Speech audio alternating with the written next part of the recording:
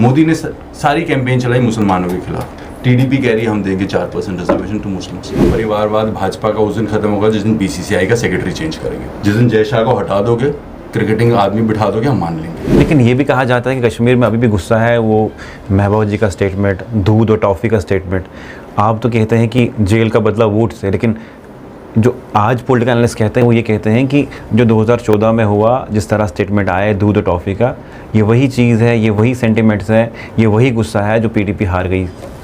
PDP ये जो दूध और टॉफ़ी का स्टेटमेंट है, क्या आपको लगता है ये डेंट कर गया सीरियसली? एनसी ने जो कहा जिस टाइम लोकसभा इलेक्शन हो रहे थे, उन्होंने कहा कि हम पीडीपी को सीट नहीं दे सकते हैं।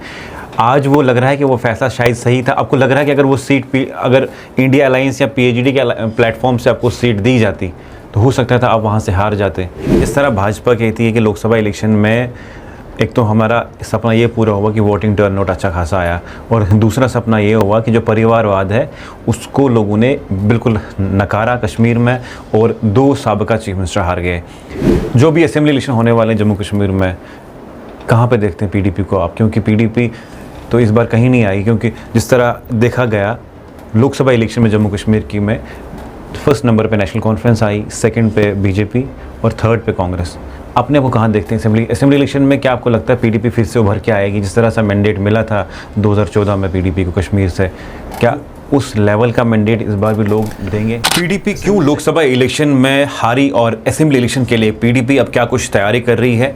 क्या असेंबली इलेक्शंस पीडीपी किस तरह से कॉन्टेस्ट करने जा रही है? मेरे साथ हैं एडवोकेट आदित्य गुप्ता, जो पीडीपी के वाइस प्रेसिडेंट यूथ हैं। बातचीत करने के लिए इनसे जानेंगे हार के बाद क्या कुछ सीखा और असेंबली इलेक्शन के लिए क्या कुछ तैयारी है। तो आपका बहुत बहुत स्वागत है। कि पॉलिटिकल पार्टी कहीं से भी पार्लियामानी इंतखाबात नहीं जीत पाए, किस तरह देखते हैं इस हार को, और असेंबली इलेक्शन में किस तरह ये आपको नुकसान कर सकती है? देखें, ऐसा है कि ये इलेक्शन जो थी, ये इलेक्शन में हमारी 3 जंगें थी। पहली जंग थी कि लोगों को बाहर निकालना और कहना कि वोट डालो।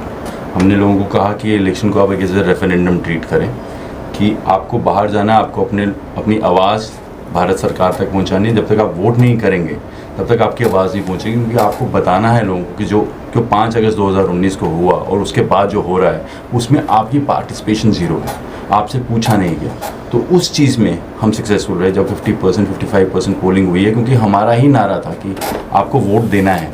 हम हमेशा जाकर ये बात बोलते रहे, हमारे हर कैंडिडेट ने जाकर बात बोली कि आप बाहर आएँ, आप वोट डालें, चाहे आप हमें डालें किसी और को डालें, it is not important. What is important, you should vote. क्योंकि जो फैसले लिए जा रहे हैं उसमें आपका वोट नहीं है पार्टिसिपेंट, आपकी पार्टिसिपेशन ज़ीरो है। वो चीज़ आपको करनी थी। वो पहली जंग थी जो हम जीते। हम अकेली पॉलिटिकल पार्टी थी जिसके पूरा 40 एक्स लेजिस्लेटर्स, MLCs, मिनिस्टर्स जो निकाले गए, किसी और पॉलिटिकल पार्टी में से नहीं निकाले गए। नेशनल कॉन्फ्रेंस में से एक आदमी नहीं निकला। अपनी party DPAP, Congress, for that matter BJP, चारों में जो लोग हैं जिनके ऊपर ये वाउच करते हैं, ये चारों के चारों जो पार्टीज हैं, इनके अंदर लोग कौन गए? जो पीडीपी से निकाल के गए। एक अटेम्प्ट किया गया कि पीडीपी को तोड़ा जाए। उस अटेम्प्ट के दौरान हमने उसको फाइट किया है। हमें there was a confusion with regard कि हमारे पास लीडर तो थे नहीं, बट हमारा वर्कर इंटैक्ट था, और वो दिखा है।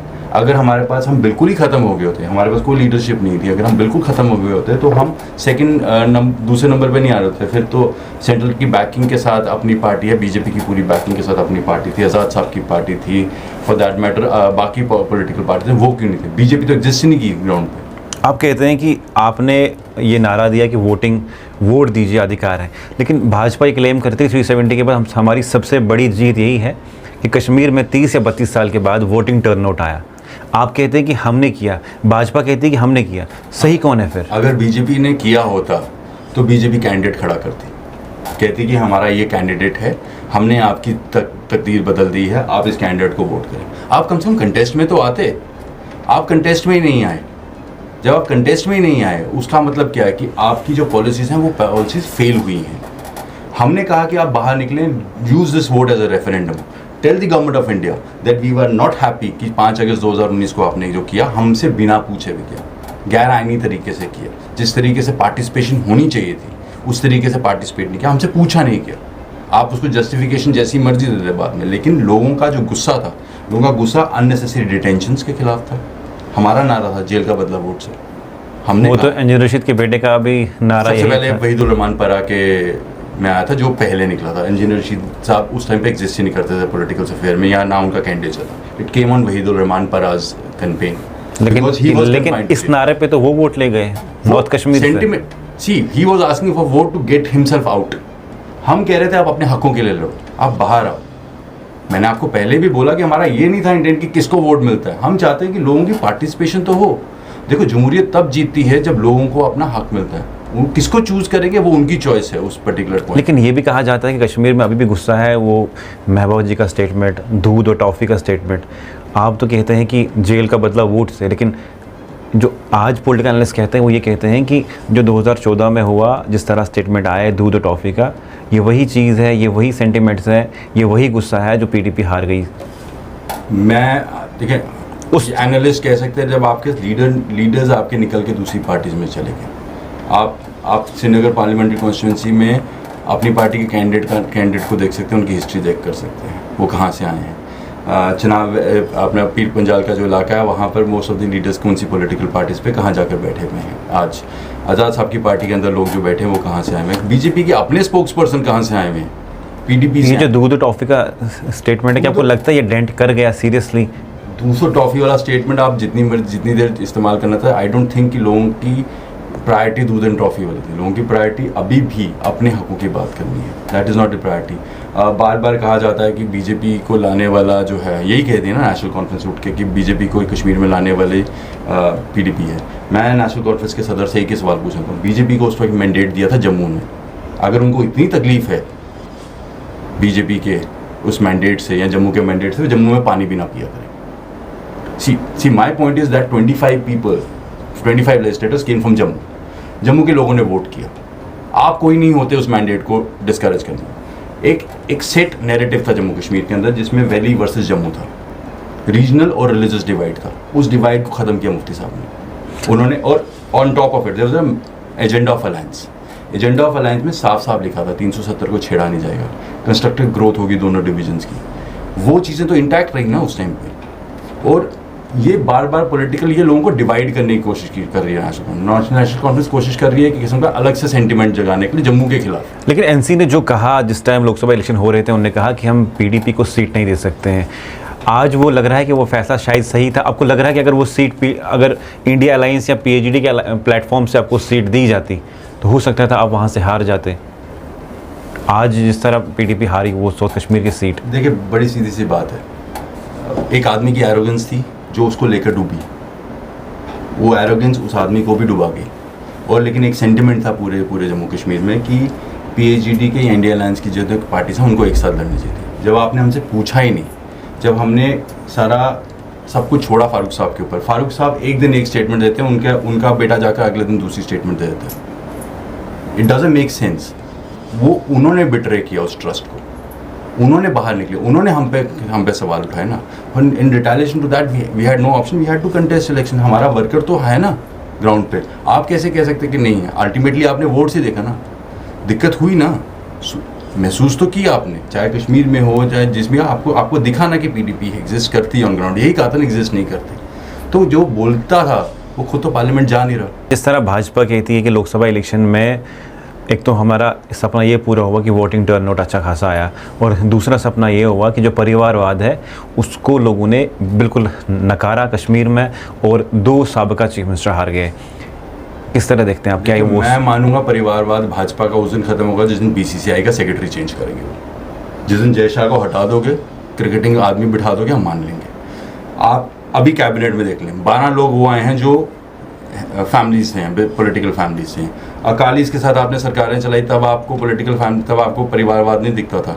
आपको क्या जयंत को लेकर आए हो, क्या उसको वो परिवारवाद का हिस्सा नहीं है?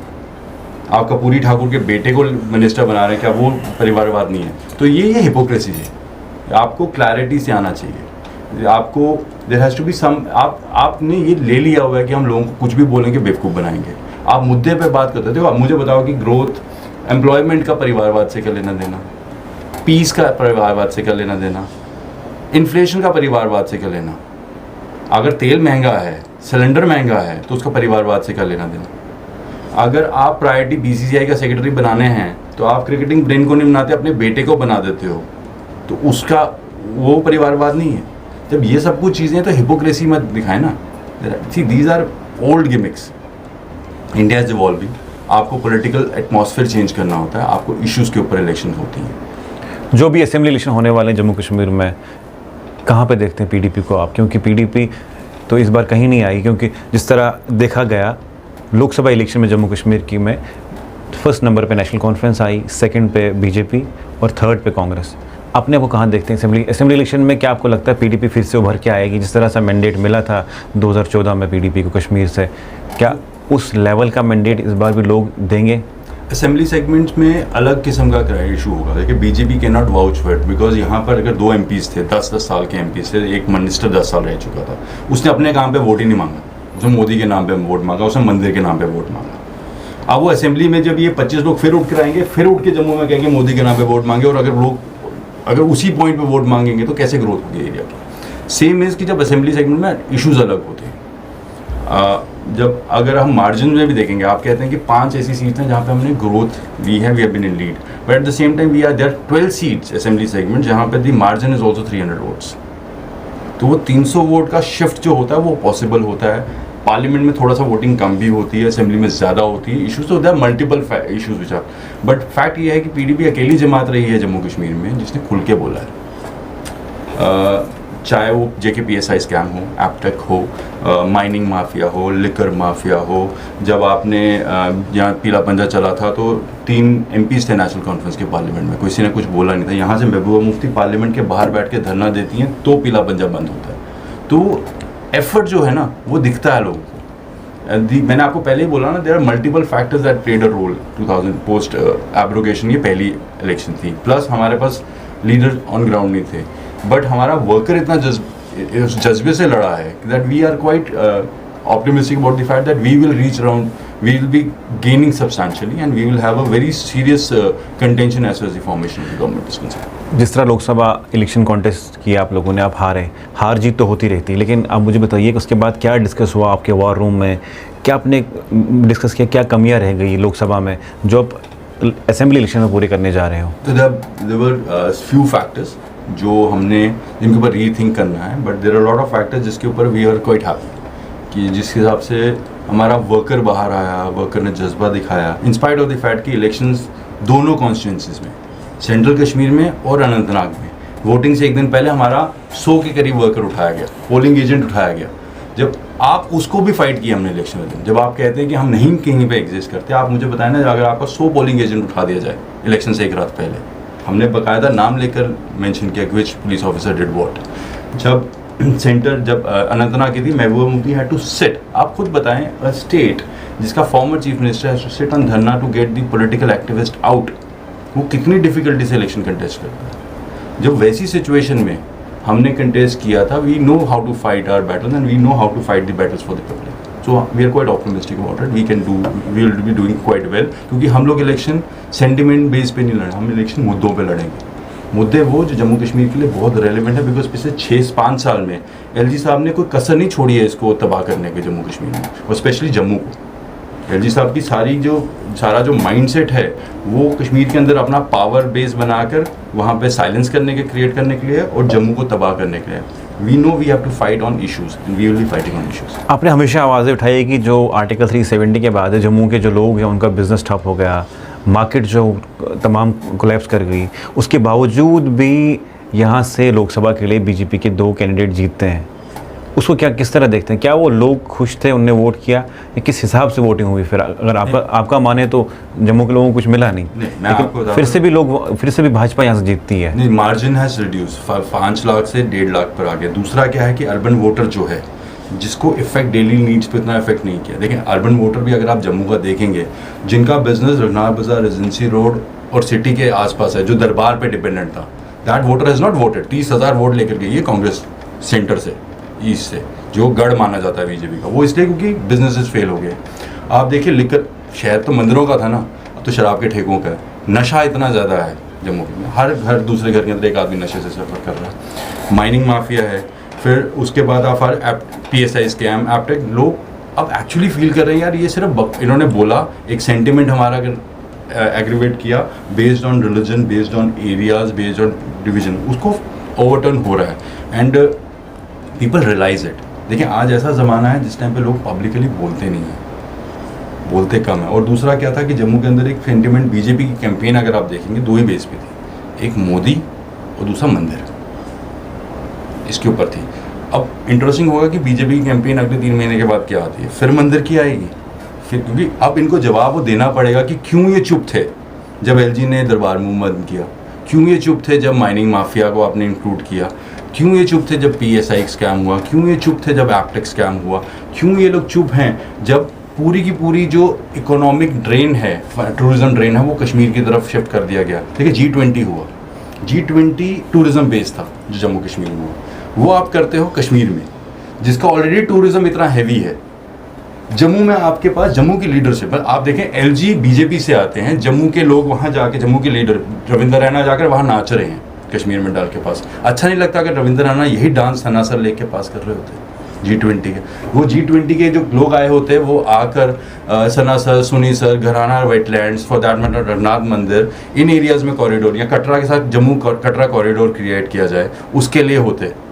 ये चीज रीड ही नहीं है आपको ना एज अ लीडर। आप क्या हो रहा है यहाँ पर इस टाइम पे बीजेपी के जितने लोग हैं वो MLAs या पोजीशन पे जा रहे हैं बिकॉज एक वक्त आया है जिसके अंदर मोदी के नाम पे वोट पड़ा। जब इनके अपने पे आई है या इनको कुछ करना है तो दे आर गॉन। आप देखें ना कि it would have been very easy. Doctor Jitendra Singh MOS PMO है, wasn't it possible for him to just go walk up to prime minister and tell him कि सर G20 आप कर रहे हो 3 दिन का, एक दिन आप जम्मू में करो, मेरी कॉन्स्टिट्यूंसी के अंदर आती हैं ये इलाके आते हैं जहाँ पर ये लेक्स हैं, इनकी ग्रोथ है, जम्मू में एयरपोर्ट है, एयरपोर्ट से आधे घंटे के डिस्टेंस पे सब है, हम अच्छा सा कॉरिडोर कर सकते हैं, इंटरनेशनल टूरिस्ट आएगा, इंटरनेशनल फेम मिलेगा जम्मू को। चुप, इनको पता ही नहीं है कि इनको क्या चाहिए, ये सिर्फ उसमें निकलते जा रहे हैं और अपनी अफसरी झाड़ी जा रहे हैं। एलजी तक तो उनकी बात सुनता नहीं है। एक सवाल आपसे पूछूंगा मैं, जिस तरह इंजीनियर रशीद जीते लोकसभा इलेक्शंस और जिस तरह उनके बेटे ने कहा कि त्योहार का बदला वोट से और लोगों ने इमोशनल होकर वोट दे दिया, क्या आपको लगता है कि अब क्या कानून क्या बोलता है कि अगर वो जीत भी गए तो क्या उनकी सज़ा या जो उनके जुर्म है तो उसको सॉफ्टली उसके साथ बर्ताव किया जाएगा?